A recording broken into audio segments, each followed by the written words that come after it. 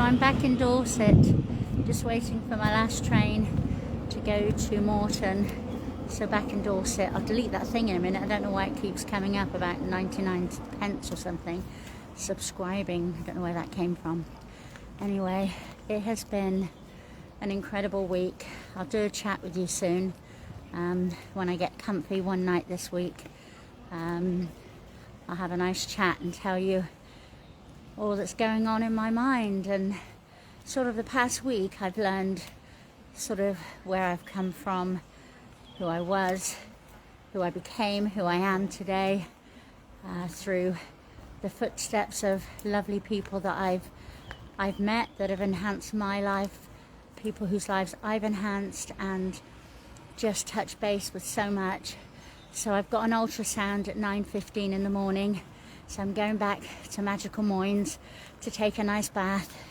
It's just me there. All the girls have gone home. So take a nice bath and do some thinking, write a poem, because I've got to get up bright and early to get back to Dorchester for my ultrasound tomorrow to find out what they're going to do, what the damage is, and if I need surgery or whatever. But it has been an incredible week with the girls.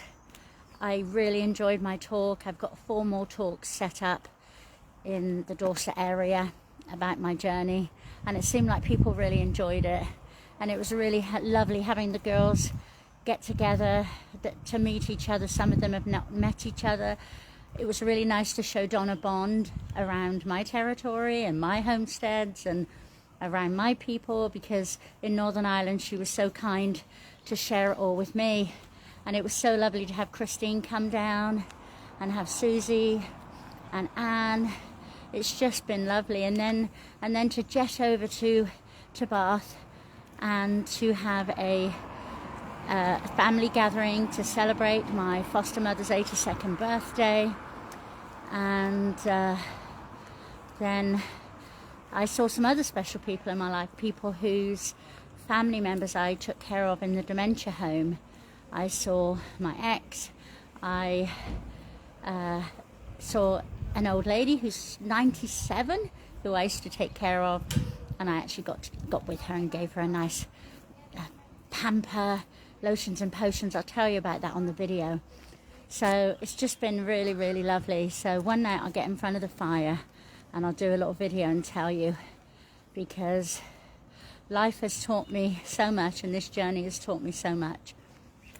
And I've learned about myself, I've learned about the UK coastline, I've learned about the incredible RNLI and how selfless they are, and I've learned how people come together as human beings to be kind, to help each other, to inspire each other. And I've learned the mistakes that I've made in my life, and I was really proud of myself to talk. I'll tell you about it when we have another chat, but I talked to somebody, and yeah, and it was really, really therapeutic and really good for me. And I had tea at my friend Anne's house, and there was a connection from when I went to America in 1986 to be a nanny. So the connection from that to my family, to the journey, to the people I've met in my journey, it's all sort of come together. And there's this circle of, hi Sidella, nice, you're a lovely lady too. So there is this circle of my life, and it has really touched me in so many ways, that I've met so many incredible people and seen so many things, and having had an early start in my life as being quite difficult, and growing up to be a woman that became a mother, and then a girlfriend that had obviously broken bits from my past and abandonment issues from my mother dying when I was young, and all of these things. And somehow this walk, the people I've met in the RNLI, the people I've met on the journey, all of it has just come together and changed my thought process and who I was, and maybe to look back and see some things that people told me that I was adamant that I didn't do. And yeah, and hindsight, you know, sometimes it's too late to put things right, but you look in the mirror at yourself and you say, you know what, girl, you did your best with what you had. And the guys too, you know, we did our best with what we had.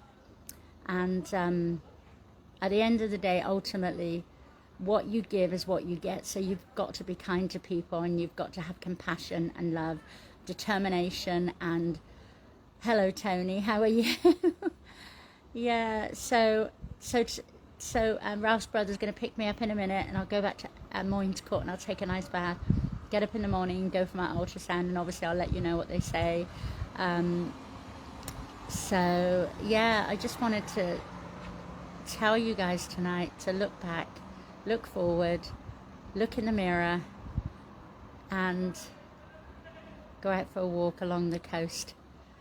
And if you can one day, go put up a tent and be alone in that tent, because it'll tell you magical things. Seeing the moon as you go to sleep and waking up to a sunset. There's nobody else but you. And you definitely learn a lot. So thank you, all of you, for putting up with me, the ups and downs and everything the last few years. It's not been an easy journey, has it? There's been stops and starts and situations, but if I was one of these perfect people that said everything was perfect, I'm perfect. It's my fault that it's not my fault that I did this. It's not my fault that I did that. You know, we can all go through life saying that, but actually look in the mirror, because sometimes you do make fault. You're not perfect. None of us are perfect.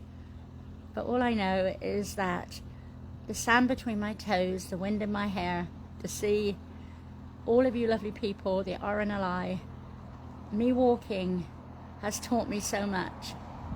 I saw somebody yesterday I love so much, and their face looked more beautiful than it had ever looked before, because you look at it with different eyes. You look at it in such a different way when you've gone through this process of this journey. And yeah, so anyway, but my train will be here in a minute, and like I said, one night I'll set the fire and we'll have a little chat in front of the fire. But first things first, get back from this week of wonderment of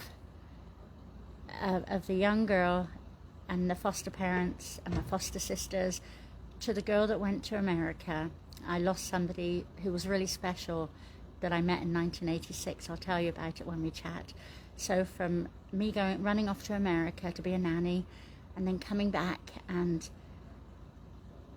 working in the dementia home, and then the RSPCA, and meeting Pete, and just all of the things, and then suddenly finding myself with all of it gone away. It's all gone away. There's nothing there but me in a tent and the coast path. Sometimes crying myself to sleep at night, and sometimes getting up and pulling those big panties right up the crack of my ass. Go back to Magical Moynes tonight while they're on their wonderful cruise, which is something. The Crees deserve their cruise. That sounds good. The Crees deserve their cruise. They put a lot into Moynes Court the past few years, and yeah, a cruise was needed. And I get to have this wonderful house to myself, and it's just beautiful. So, and I get all of you to share all of these crazy moments and traipsing up and down the coast and seeing people. I've got loads of photos to show you, to share with you, and more videos of my talk. And again, thank you so much, all the girls, for supporting me this weekend, and the people that came to my talk. And thank you to Penny for singing with us. That's Ralph's sister-in-law. Her husband's coming to pick me up in a minute from Morton. And mostly thank you to my foster mother, Auntie Carol, who turned 82. She knew my mother before my mother committed suicide, and she was determined that she was going to make sure that Monica's 3 girls were going to be okay.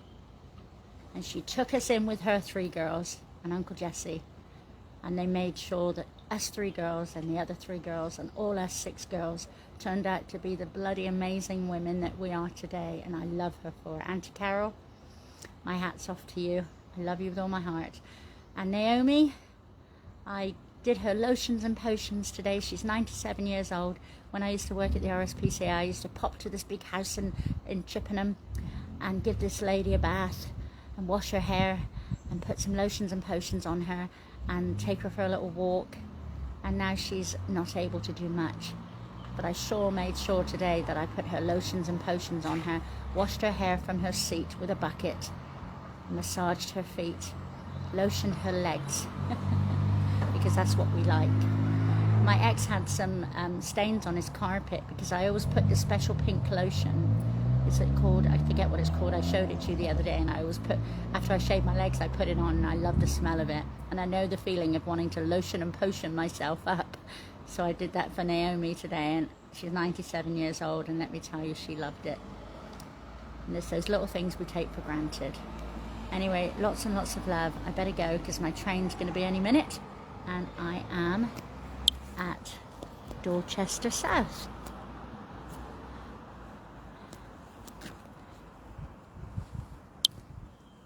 And I better stop gabbing. Donna, I'm glad you made it safely back to Limavady, halfway up a mountain.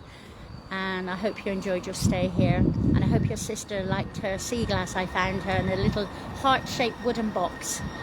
And I'm glad, Cece, you made it back safe. And Anne and Susie live around the corner, so they got back safe too. Love you guys. Take care. Here comes a train. And hello, Kim in Arizona, because I know she's watching.